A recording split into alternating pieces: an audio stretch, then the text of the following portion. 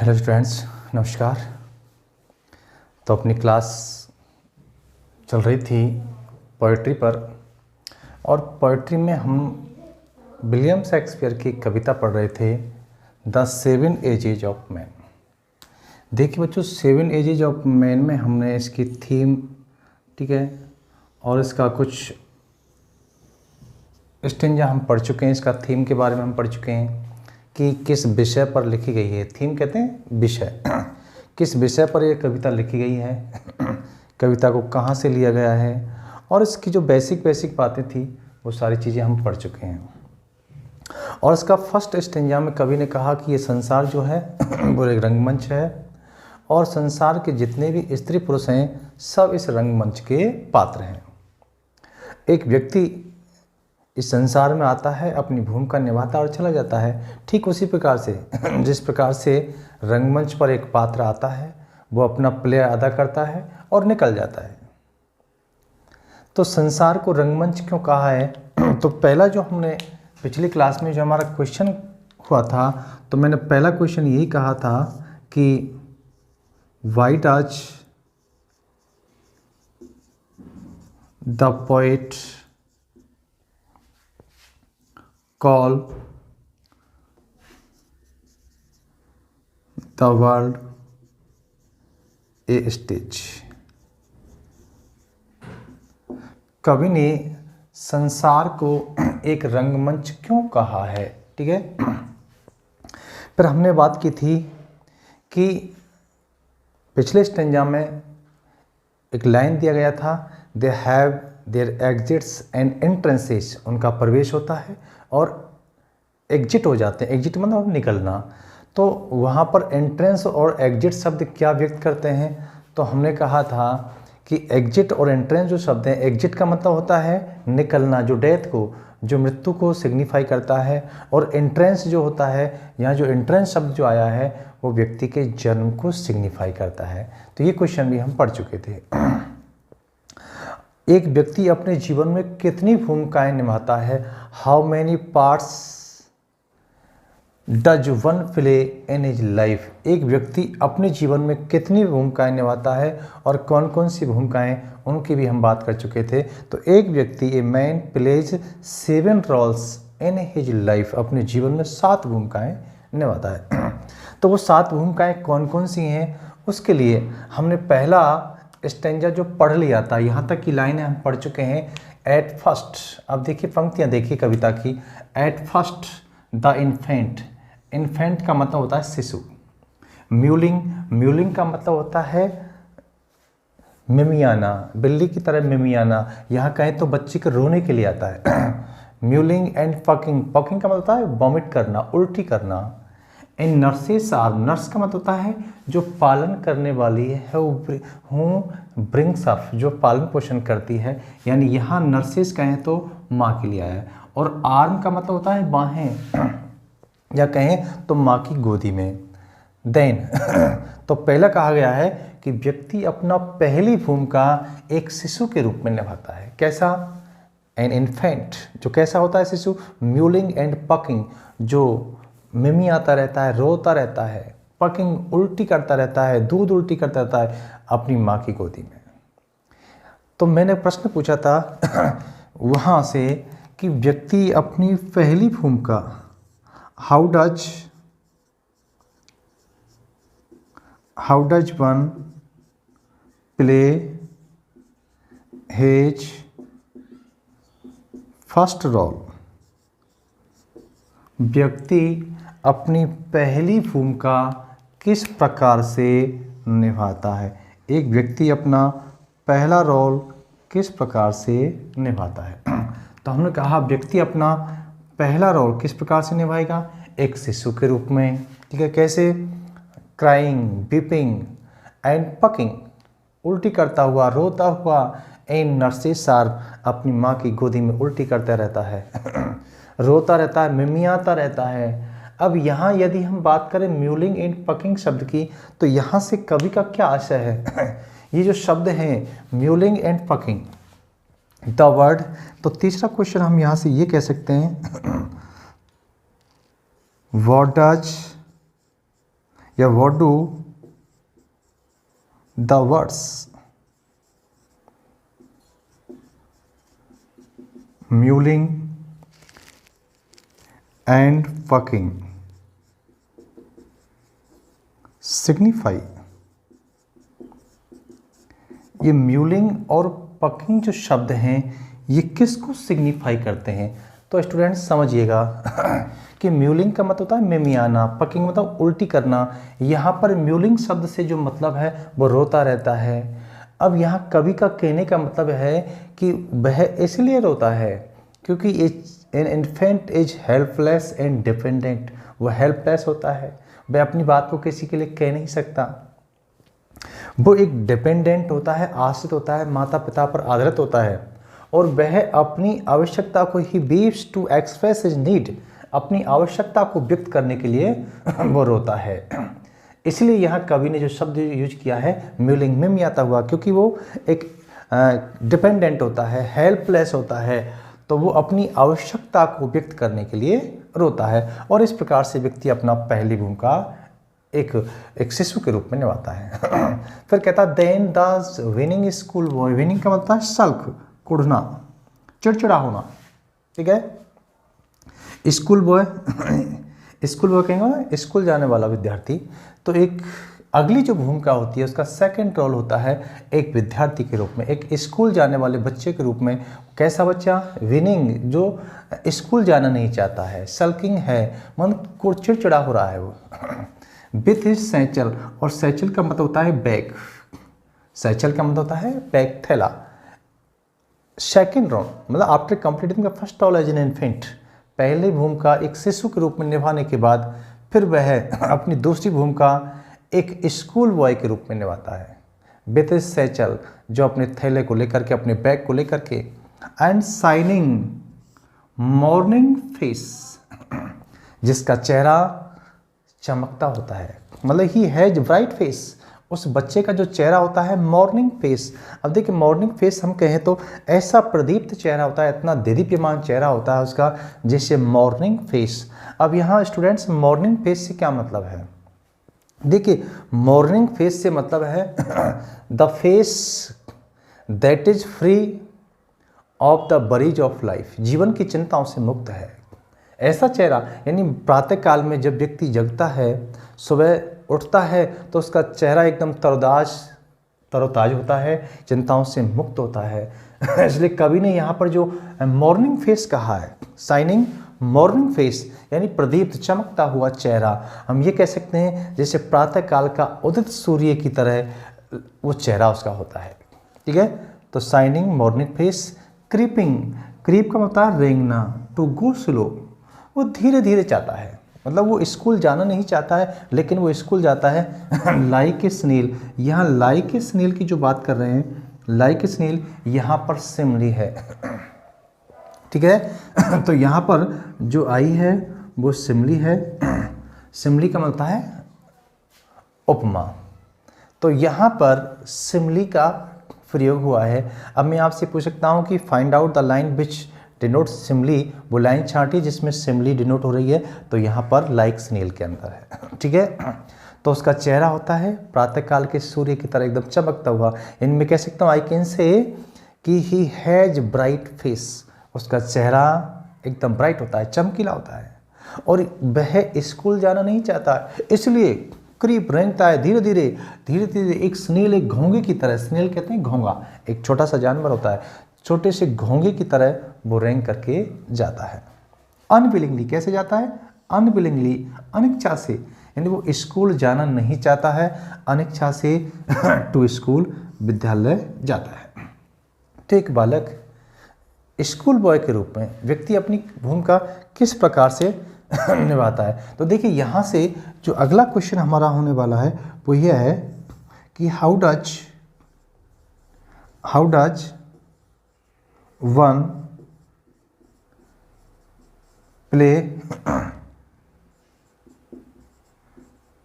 His role as a school boy, as a school boy, कि व्यक्ति अपनी भूमिका एक स्कूल बॉय के रूप में किस प्रकार से निभाता है। यानी व्यक्ति अपनी भूमिका एक सेकंड भूमिका में, ये कह सकता हूँ how does one play second role, अपनी द्वितीय भूमिका कैसे निभाता है तो हम कहेंगे कि सेकंड भूमिका ही plays as a school boy के रूप में निभाता है। कैसे? विनिंग स्कूल बॉय ही सख्त, वो कुड़ता है, चिड़चिड़ा होता है। चिड़चिड़ा क्यों है? क्योंकि he does not like to go to school, क्योंकि उसको स्कूल जाना नहीं है, वो जाना नहीं चाहता है। ठीक है, वह स्कूल जाता है अनिच्छा से, unwillingly he go to school, unwillingly he goes to school, अनिच्छा से वो स्कूल जाता है। कैसे जाता है? गो स्लोली, बिल्कुल धीरे धीरे, लाइक ए स्नेल, एक घोंगे की तरह धीरे धीरे जाता है। क्यों? क्योंकि वो स्कूल जाना नहीं चाहता है। ही हैज ब्राइट फेस, उसका चेहरा जो होता है वो प्रदीप्त होता है, ब्राइट होता है, एकदम प्रसन्न होता, मतलब चमकीला होता है। ठीक है, और इस प्रकार से वो अनिच्छा से स्कूल की ओर जाता है। नेक्स्ट लाइन देखते हैं। देन द लवर, इसके बाद देन द लवर, यानी तीसरी भूमिका व्यक्ति एक लवर के रूप में निभाता है, एक प्रेमी के रूप में निभाता है। व्यक्ति अपना थर्ड रोल एक लवर के रूप में, एक प्रेमी के रूप में निभाता है। कैसे? साई कहें तो आहवरना, कराहना, जो अपनी प्रेम का की याद में आहवरता रहता है, कराहता रहता है। लाइक फर्नेस, और मैं कहूँ तो फर्नेस का मतलब होता है भट्टी, फर्नेस भट्टी, और वो एक भट्टी की तरह जलता रहता है।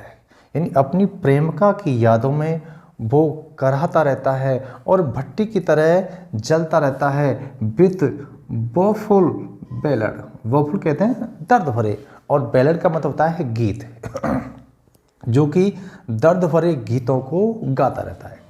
अपनी प्रेमिका की याद में वो दर्द भरे गीतों को गाता रहता है, ब्रह्माग्नि में जलता रहता है और कराहता रहता है। मेड टू हिज मिस्ट्रेस, अब देखिए क्या कह रहा है, उसके जो सॉन्ग्स होते हैं woeful ballad, his songs are dedicated to his beloved, यानी उसके जो गीत हैं वो made to his mistress eyebrow. Mistress यहाँ कहें तो उसकी प्रेमिका, ठीक है, और आईब्रो कहते हैं भौएं, यानी उसके जो गीत हैं वो उसकी प्रेमिका की भौं के लिए संबोधित होते हैं। अर्थात वो अपनी प्रेमिका को, यहाँ कवि का जो भाव ये है कि उसके गीत जो हैं उसकी प्रेमिका के लिए संबोधित होते हैं। वह अपनी प्रेमिका को संबोधित करते हुए ऐसे दर्द भरे गीतों को गाता रहता है। ठीक है, तो अगला क्वेश्चन हम यहाँ से ये कह सकते हैं कि how does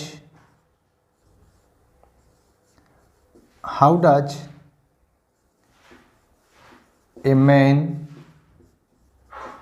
play his third role, व्यक्ति अपनी तीसरी भूमिका किस प्रकार से निभाता है। तो विद्यार्थियों, आपको पता है कि तीसरी भूमिका किसके रूप में? एक सोल्जर के रूप में निभाता है।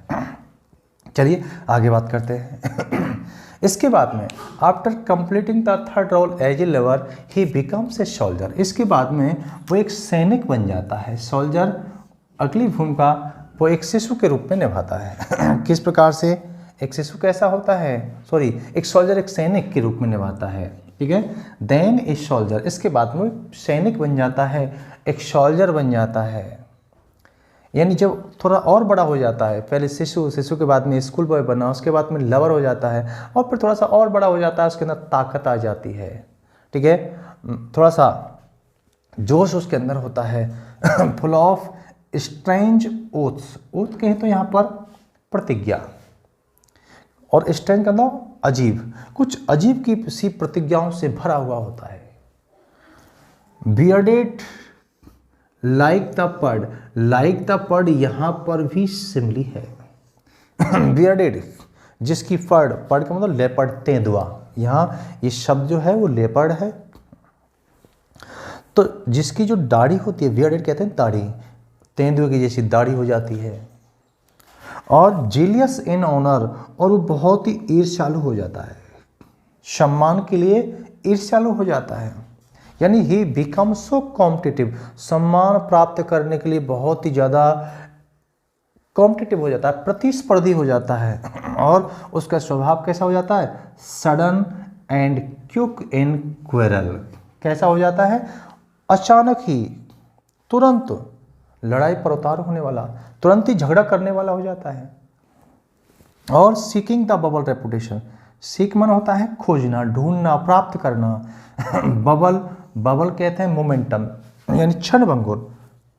मूवमेंट, बबल का होता है पानी का जो बबला होता है उसके लिए आता है, तो हम कहेंगे बबल रेपुटेशन। बबल रेपुटेशन का मतलब क्षण भंगुर प्रतिष्ठा, यानी कम समय पर टेम्परेरी प्रतिष्ठा, अस्थायी सम्मान। उस थोड़े से सम्मान को प्राप्त करने के लिए, अस्थायी रेपुटेशन को प्राप्त करने के लिए, even in the cannon's mouth. और कैनन्स माउथ, कैनन का मतलब होता है तोप, यहाँ तक कि वह तोप के मुंह में भी चला जाता है। अब तोप के मुंह में जाने का मतलब है कि, तोप के मुंह में जाने का मतलब है he falls, he throws himself into the greatest yard, वह अपने आप को एक सबसे बड़े खतरे में डाल देता है। ठीक है, अब यहाँ से एक इस स्टेज को लेकर के भी एक क्वेश्चन बन सकता है। तो छठवां क्वेश्चन आपका ये बनेगा कि what are the qualities, what are the qualities of a soldier,